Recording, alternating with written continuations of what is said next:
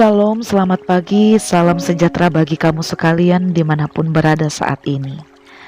Ada sukacita yang memenuhi ruang hati kita ketika kita boleh diizinkan oleh Tuhan untuk kembali berjumpa dalam renungan pagi edisi Selasa 26 September 2023. Bapak Ibu Saudara-saudara, mari kita siapkan hati kita untuk menyambut firman Tuhan. Mari kita berdoa. Pagi yang indah kami sambut dengan sukacita ya Tuhan, karena ketika kami menikmati udara pagi ini, menjadi tanda bahwa kasih Tuhan selalu dinyatakan dalam hidup kami. Sebelum kami melakukan setiap aktivitas kami hari ini, kami rindu untuk mendengarkan firman-Mu ya Tuhan, yang akan menuntun, mengarahkan kami sepanjang hari ini, agar kami melakukan sesuatu seturut dengan kehendak Tuhan. Biarlah Roh Kudus-Mu yang mengurapi hati dan pikiran kami ya Tuhan, sehingga firman ini dapat kami mengerti dan juga dapat kami lakukan dalam hidup kami. Pakai hamba-Mu yang terbatas ini ya Tuhan, untuk menyampaikan kebenaran firman-Mu. Dan juga berkatilah umat-Mu yang akan mendengarkan kebenaran firman-Mu. Di dalam nama anak-Mu Yesus Kristus kami berdoa. Amin.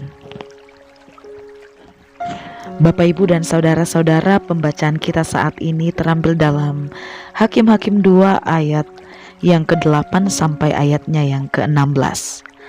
Firman Tuhan berbunyi demikian. Dan Yosua bin Nun hamba Tuhan itu mati pada umur 110 tahun. Ia dikuburkan di daerah milik pusakanya di Timnat Heres di pegunungan Efraim, di sebelah utara gunung Gas. Setelah seluruh angkatan itu dikumpulkan kepada nenek moyangnya, bangkitlah sesudah mereka itu angkatan yang lain yang tidak mengenal Tuhan ataupun perbuatan yang dilakukannya bagi orang Israel. Lalu orang Israel melakukan apa yang jahat di mata Tuhan, dan mereka beribadah kepada para Baal. Mereka meninggalkan Tuhan Allah nenek moyang mereka yang telah membawa mereka keluar dari tanah Mesir, lalu mengikuti Allah lain dari antara Allah bangsa-bangsa di sekeliling mereka dan sujud menyembah kepadanya, sehingga mereka menyakiti hati Tuhan. Demikianlah mereka meninggalkan Tuhan dan beribadah kepada Baal dan para Asitoret. Maka bangkitlah murka Tuhan terhadap orang Israel. Ia menyerahkan mereka ke dalam tangan perampok dan menjual mereka kepada musuh di sekeliling mereka, sehingga mereka tidak sanggup lagi menghadapi musuh mereka. Setiap kali mereka maju, tangan Tuhan melawan mereka dan mendatangkan malapetaka kepada mereka, sesuai dengan apa yang telah diperingatkan kepada mereka oleh Tuhan dengan sumpah, sehingga mereka sangat terdesak. Maka Tuhan membangkitkan hakim-hakim yang menyelamatkan mereka dari tangan perampok itu. Demikianlah pembacaan firman Tuhan. Berbahagialah kita yang selalu rindu untuk membaca dan melakukannya dalam hidup kita. Bapak, Ibu, dan saudara-saudara, beberapa sumber berita menjelaskan bahwa sejumlah gereja di negara-negara Eropa belakangan ini makin sepi jemaat, hingga beberapa bangunan gereja beralih fungsi mulai dari jadi museum hingga menjadi bar. Eropa boleh dikatakan pusat kekristenan dunia, karena dari sinilah kekristenan tersebar hingga ke seluruh dunia. Dan beberapa survei menunjukkan bahwa pada saat ini kekristenan di Eropa mengalami penurunan drastis. Banyak anak-anak muda yang memutuskan untuk meninggalkan gereja. Dan kondisi demikian juga pernah terjadi pada bangsa Israel. Sepeninggal Yosua dan tua-tua Israel, generasi selanjutnya menjadi tidak lagi mengenal Allah. Generasi muda ini memang tidak pernah menyaksikan tentang perkara yang ajaib yang Tuhan telah perbuat secara langsung. Mereka pun tidak menghayati perjanjian Allah dengan nenek-nenek moyang mereka.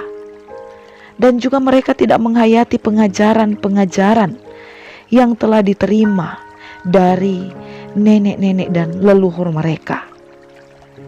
Zaman berbeda, juga perilaku, situasi, cara berpikir pun jauh sangat berbeda. Sehingga ketidaktahuan, ketidakpahaman mereka akan karya Tuhan membuat mereka menyembah ilah lain.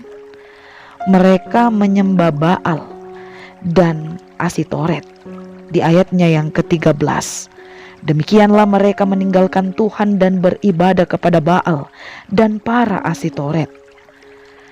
Dan Bapak Ibu saudara-saudara, apa yang terjadi ketika mereka menyembah berhala? Di ayat 12 dijelaskan bahwa hati Tuhan sungguh sakit. Mereka sangat menyakiti hati Tuhan. Bayangkan Bapak Ibu saudara-saudara, ketika mereka di padang gurun, mereka melakukan perjalanan yang panjang. Allah begitu menyertai mereka dengan cara-cara Allah yang ajaib, dengan membelah laut teberau, kemudian menjamin mereka dengan manna dan juga burung puyuh, memberi mereka air manis dan tanda-tanda yang ajaib lainnya. Tetapi ketika mereka tiba di tanah perjanjian, mereka berpaling dari Allah, sehingga Allah sungguh sakit hati melihat tindakan yang dilakukan generasi muda ketika tiba di tanah Kanaan. Karena ketidaktaatannya, Allah kemudian menghukum mereka. Di ayat 14-15 dijelaskan bahwa Tuhan melawan Israel, sehingga Tuhan berbalik melawan mereka. Setiap mereka maju, tangan Tuhan melawan mereka dan mendatangkan malapetaka atas mereka. Tetapi Bapak Ibu saudara-saudara, itu tidak selamanya terjadi, karena Allah adalah Allah yang berbelas kasih. Sehingga dijelaskan di ayatnya yang ke-16 bahwa Allah kemudian membangkitkan hakim-hakim untuk menyelamatkan mereka dari tangan perampok. Jadi Bapak Ibu saudara-saudara, di balik lukanya Tuhan, di balik sakit hati Tuhan, Tuhan masih menunjukkan belas kasihan bagi bangsa Israel, dan kemudian memulihkan dan menyelamatkan mereka melalui hadirnya para hakim. Lalu apa pesan firman Tuhan untuk kita renungkan dalam hidup beriman kita sebagai pengikut Tuhan? Yang pertama, menjadi pengingat bagi kita untuk belajar dari situasi bangsa Israel, bahwa kegagalan generasi muda untuk mengenal Allah yang sejati karena mereka tidak berjumpa dan bergaul dengan Allah secara pribadi. Karena itu penting sekali Bapak Ibu saudara-saudara untuk memiliki pengalaman iman bersama dengan Allah. Bukan hanya sekedar mendengar perbuatannya yang ajaib, tetapi mengalaminya secara pribadi.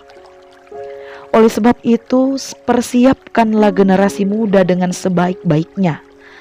Ajarlah mereka untuk mengenal dan menghayati ajaran-ajaran dan juga hukum-hukum Tuhan, dan mengalami Tuhan secara pribadi. Amsal 22 ayat 6 berbunyi demikian. Didiklah orang muda menurut jalan yang patut baginya, maka pada masa tuanya pun ia tidak akan menyimpang daripada jalan itu. Oleh sebab itu, kita dipakai oleh Tuhan untuk terus mengingatkan para generasi muda untuk terus berjalan di jalan yang Tuhan kehendaki.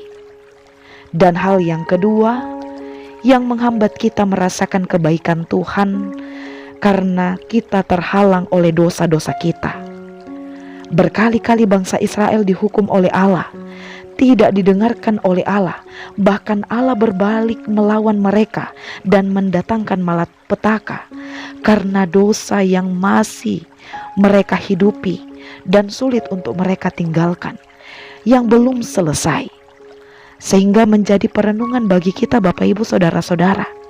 Sebagai umat yang telah diselamatkan oleh Tuhan, mari kita hidup dalam pembaharuan dari hari ke hari.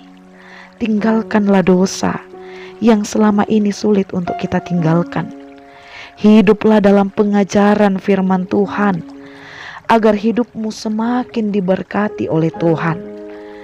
Bukankah pemazmur mengatakan, Bapak Ibu Saudara-saudara, bahwa berbahagialah orang yang takut akan Tuhan, yang sangat suka kepada segala perintahnya. Anak cucunya akan perkasa di bumi, angkatan orang benar akan diberkati. Harta dan kekayaan ada dalam rumahnya, kebajikannya tetap untuk selama-lamanya. Karena itu Bapak Ibu Saudara-saudara, ketika kita hidup di dalam Tuhan, maka berkat-Nya pun akan mengalir dalam hidup kita.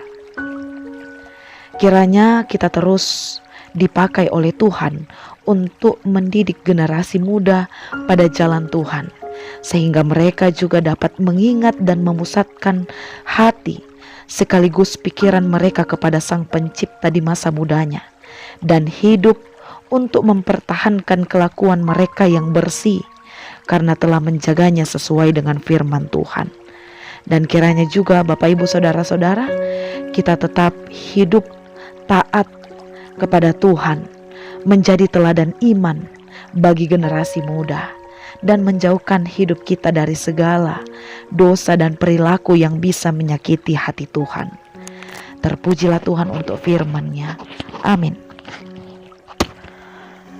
Bapak Ibu Saudara-saudara, mari kita berdoa.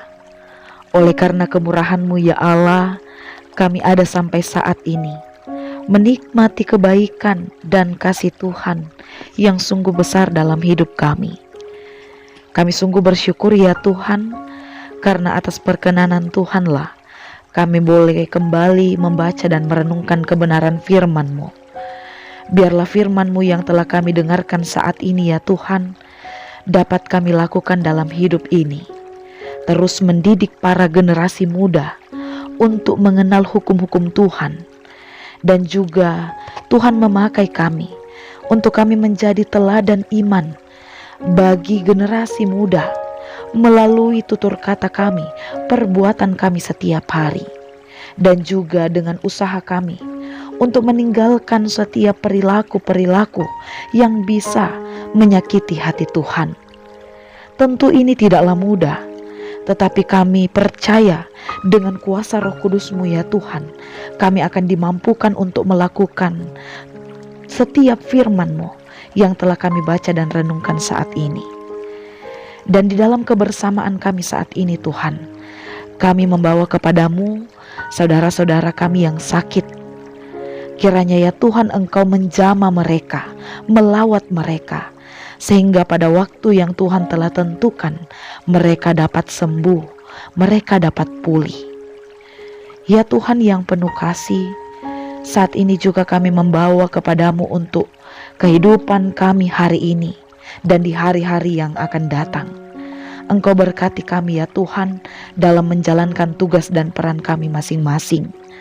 Sebagai orang tua, berikan kami kekuatan dan hikmat di dalam mendidik dan mengarahkan anak-anak, di dalam mencari setiap kebutuhan, dan juga di dalam kami memimpin keluarga kami. Biarlah ya Tuhan hadirnya kami sebagai orang tua dapat mengarahkan kehidupan keluarga untuk terus berjalan dalam kehendak Tuhan, untuk terus mengandalkan Tuhan dalam perjalanan hidup kami. Engkau juga memberkati ya Tuhan bagi orang tua kami yang lanjut usia. Kiranya Engkau memberikan kekuatan kesehatan bagi mereka. Damai sejahtera Allah akan terus dinyatakan bagi orang tua kami yang lanjut usia, sehingga mereka tetap bersuka cita dalam menjalani masa tua. Ya Tuhan yang penuh kasih, pada akhirnya kami menyerahkan seluruh keberadaan hidup kami hanya kepadamu. Kiranya Engkau terus menuntun dan menyertai kami hari ini ya Tuhan, dan di hari-hari yang Tuhan karuniakan dalam hidup kami. Ajarlah kami ya Tuhan untuk terus melakukan firman-Mu. agar shalom Tuhan, damai sejahtera Tuhan akan dinyatakan dalam hidup kami bersama. Ya Tuhan, terimalah setiap doa kami, karena kami berdoa hanya melalui satu nama, yaitu Tuhan kami Yesus Kristus, yang adalah Tuhan dan Juru Selamat kami yang hidup. Amin.